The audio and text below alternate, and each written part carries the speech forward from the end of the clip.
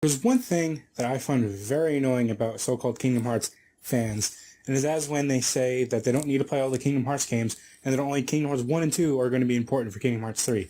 And to those people, I just want to say, stop it. So, all the Kingdom Hearts games all have important things in them, like all of them. Some of them less so than others, and I want to make a list of all the games from least important to most important in just like a quick video. It's all going to be off the top of my head, just from my knowledge of Kingdom Hearts, and yeah, that's basically all this video is going to be. This is actually my second time making this video, because the first time, didn't realize I filled the whole thing with spoilers, so there's no point to my video at all. So, now I'm going to make it spoiler-free. So, let's get started. So first thing I wanted to mention is Kingdom Hearts Unchained Key and key back cover, and you can cross all that stuff, the whole key, whatever you want to call it. I'm pretty ignorant about the story of that. I know about like the Master of Masters and the Foretellers and stuff like that. Pretty much all the stuff I know from it is from the key back cover in 2.8, and that's all about I know. I don't know how important it is going to be to Kingdom Hearts 3 overall. I know we have like Xehanort's Keyblade, or where that came from, and stuff with the Foretellers and the Book of Prophecies and stuff like that. Some of that stuff might be in it, but I have a feeling that like characters like the Master of Masters and stuff might be more important after Kingdom Hearts 3, but I don't know. But we'll see in Kingdom Hearts 3, obviously. So the first game that I want to talk about is the least important game, and that is Kingdom Hearts Recoded. Originally it was some kind of mobile game, like pre-mobile, like smartphone mobile game that was like episodic or whatever, but then it was remade and re-released on the 3DS, or not the 3DS, just in DS in 2011. And this game, it takes place after 2, but you don't play as Sora, you play as a Data Sora, and they're trying to, if I recall correctly, they're trying to figure out the lost entries and Jiminy's Journal versus Bank Nominee and stuff like that. And then there's some other elements they add later on in the HD cinematics in 2.5, and they kind of add to the overall story. So that one there's very, very, very little things. The only other thing that we learned is what was actually written in the letter that Sora and Riku get to the end of 2, and that also plays into Dream Drop Distance. But yeah, it wasn't really that important. And again, you can just watch the cutscenes with 2.5 or 1.5 plus 2.5 on PS4 if you have it, or you can just look it up on YouTube if you want. But yeah, it's not that important. The next two games, in my opinion, are equally important. Some people might want to argue this fact, argue this opinion, I guess. But I think 358 Days Over 2 and Chain of Memories are both equally important in their level of importance of the overall series. But in 2.8, or in not 2.8, in 358 2 over whatever, I'm just calling it Days. That's what I usually call it for short. So in Days, we're introduced to characters like Xion, and it also gives more context about Roxas's days in the organization. About a year that he spent in the organization, and that's about all we really get. And depending on whether or not Xion is a character in Kingdom Hearts 3 or not, will change the level of importance in Kingdom Hearts 3. But again, I don't think it's that important, because all it will do is give more context to the character, and I think they will probably have to explain the character to some of the other characters in Kingdom Hearts 3 of Xion if she does come back. So we'll have to see.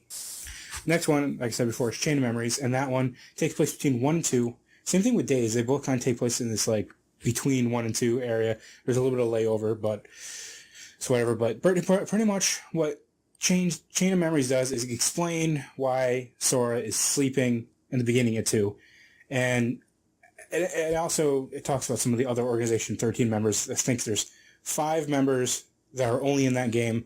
And, well, you can fight them in the Final Mix version of 2, but you don't really have any context to those characters, really. I mean, there's not really too much context for them in Chain of Memories either, but there's more Organization members in Chain of Memories that are not in 2 because they are destroyed in 2, or Chain of Memories. But that's basically all, and it kind of just gives more context to that, and Castle Oblivion, which I think will come into importance in 3. I mean, it should. If you know the story of Birth by Sleep, then the Castle Oblivion will be very important in 3, so you should kind of get more context with it. Now, Chain of Memories, I can understand if you don't want to play it because it has such a weird combat system with the card-based thing. I actually got pretty good at it and actually kind of enjoyed it the more times I play the game. I figured out how to actually do it somewhat properly, and I have fun kind of playing through the games. I've played through like twice now, and I don't think it's that bad once you figure it out, but I can completely understand if someone doesn't want to try it out, but whatever. You can just look up the cutscenes or the story synopsis online somewhere. The rest of the games are all equally important in my opinion, and I don't know how disputed this is, but basically are 0.2, 1, 2, Birth by Sleep, and Dream Drop Distance, I feel are all equally important, and those are all must-play games in the series, and yeah, that's just basically how I feel about that, because you have 1, which starts the story off and everything like that, 2, which continues the story, and then, Birth by Sleep is a prequel, but it sets up elements that are going to play into Kingdom Hearts 3, introduces characters and themes that are going to be in Kingdom Hearts 3. And then Dream Drop Distance is a sequel to 2. It does explain what that letter was for, and at the end of 2, and then also sets up some other elements and some other things that happen with some of the characters that's going to be important to Kingdom Hearts 3 that you should know about.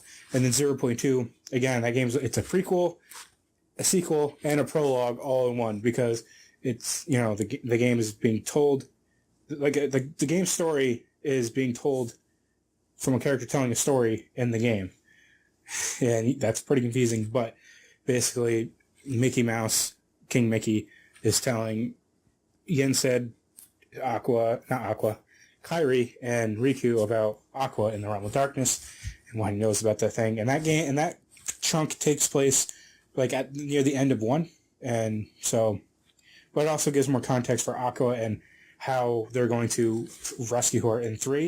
And then it also sets up stuff with Sora, because from at the end of Dream Drop Distance, what happened there, and it kind of answers more of that, and it kind of answers more about what Riku and Sora specifically are going to be doing in Kingdom Hearts 3.